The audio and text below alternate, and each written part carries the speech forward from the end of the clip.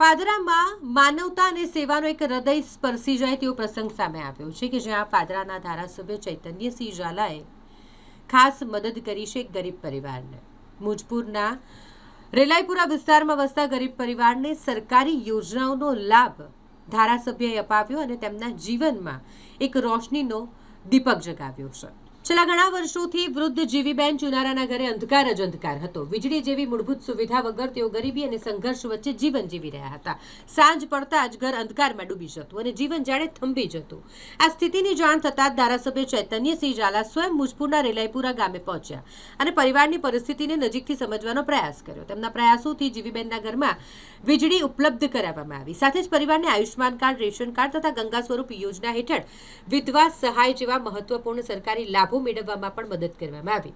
પરિવારના તમામ સભ્યોના આયુષ્માન કાર્ડ બનાવાયા અને વિધવા સહાયનો ઓર્ડર પણ સુપ્રત કરવામાં આવ્યો। જ્યારે સરકારી અનાજ પણ શરૂ થઈ ગયું ત્યારે વર્ષોથી સંઘર્ષ કરી રહેલા આ પરિવારમાં ખુશીના આંસુ સૌની આંખોમાં દેખાયા। પરિવારજનોએ ભાવવિભોર થઈ ધારાસભ્યનો આભાર માન્યો।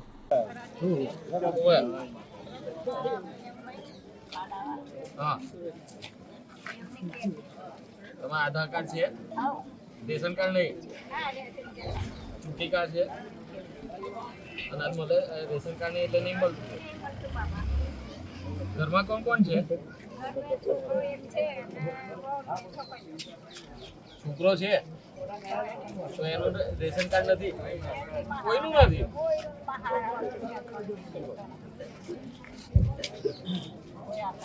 આયુષ્માન કાર્ડ પણ નહીં હોય।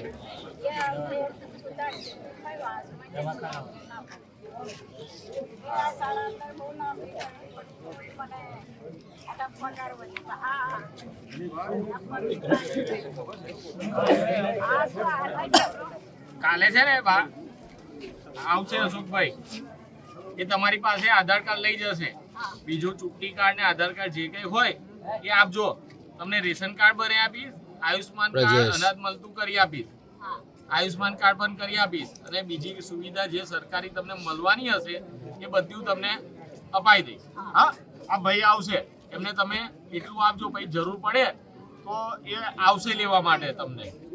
હા, તો એમની જોડે આવજો। તારીખ 1/1/2026 રોજ પાદરા તાલુકાના મુજપુર ગામે રેલીપુરા ખાતે જ્યારે શાળાનું ખાતમુહૂર્ત કરવા હું આવ્યો હતો ત્યારે એક માજી સાઈડ પર બેઠા હતા અને એમને મને બોલાવ્યો કે મારે તમારી જરૂરિયાત છે, કામ છે।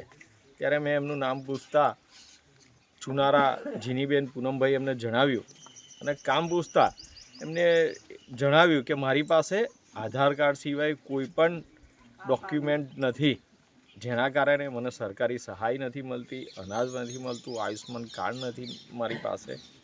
આવી પરિસ્થિતિ એમને મને જણાવી હતી। ત્યારે એમનું કામ કરવાનું મેં બીડું હાથમાં ઝડપ્યું હતું અને આજે જ્યારે એમની પરિસ્થિતિ મેં જોઈ હતી તો એમના ઘરમાં લાઇટ પણ ન હતી।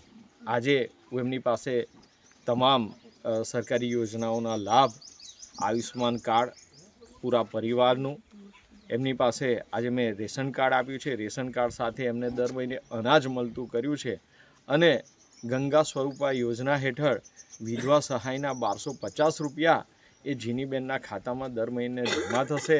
આજે આ તમામ કામ મેં એમને સુપ્રત કર્યા છે અને એમની પરિસ્થિતિ જોતાં તેમને આવાસની પણ જરૂર છે, તો પ્રધાનમંત્રી આવાસ યોજનામાં તેમનું ઘર નવું બની જાય તેના માટેનું પણ મેં બીડું હાથમાં ઝડપ્યું છે।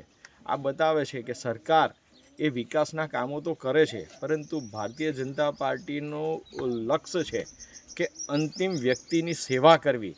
આજે આ કામ પરથી મને જણાઈ રહ્યું છે કે ભારતીય જનતા પાર્ટી જે ધ્યેય લઈને ચાલે છે કે અંત્યોદયની સેવા કરવાની, તો આજે અંત્યોદયની સેવા માટે અમે આ કામ પૂરું કર્યું છે ને ભારતીય જનતા પાર્ટી હંમેશા ગરીબો સાથે, જરૂરિયાતમંદ લોકો સાથે છે। આ સૂત્રને અમે આજે સાર્થક કર્યું છે।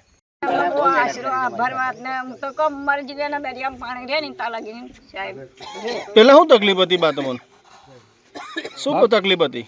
આટલું આભાર એટલો આટલો પડી રહેવાની તકલીફ, પાણીની તકલીફ, લાઇટની તકલીફ હતી, પૈસા બીજું શું શું તકલીફ હતી? ખાધે પીધે તો આમથી માગી લાવીને જીવીએ। મળી ગયું બધું? આવા પગે તો થોડું થોડું ચલાય આવું. અત્યારે કેવું બધું મળી ગયું બધું? હા અત્યારે બધું મળી ગયું, આભારથી મળી બાપા.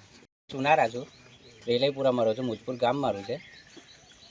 અત્યાર સુધીમાં કોઈ નેતાએ મારું કામ કર્યું નથી, પણ આ ચેતનસિંહ આભાર માનું. બધા લોક એવું કહે છે લોક લાડીલા છે, પણ મારો અલગ ડાયલોગ છે કે બાપુ જ્યારે બગડે તો 52 ગામ ફફડે, 84 ગામ ફફડે. મેં બાપુએ મારું કામ કર્યું છે, મેં બાપુને વોટ આપ્યો નથી અત્યાર સુધીમાં. ભાજપના કોઈ કાર્યકર્તાને મેં અત્યાર સુધીમાં વોટ આપ્યો જ નથી, પણ એમને તોય છતાં મારું કામ કર્યું છે. અને મને ભાજપમાં લાવવા માટે મારી પાસે 2 છોકરાઓ છે, એક આ દિનેશભાઈ છે અને અશોકભાઈ છે, અને આ એમનું યુવા સંમેલન છે. બાકી મારો જ્યારથી મત નીકળ્યો છે ત્યારથી મેં ભાજપમાં કોઈ ક્યારેય મત દીધો નથી. હવે અત્યાર પછી મારું બોયધારી આપું છું કે ભાજપનો વોટ મારો મળશે.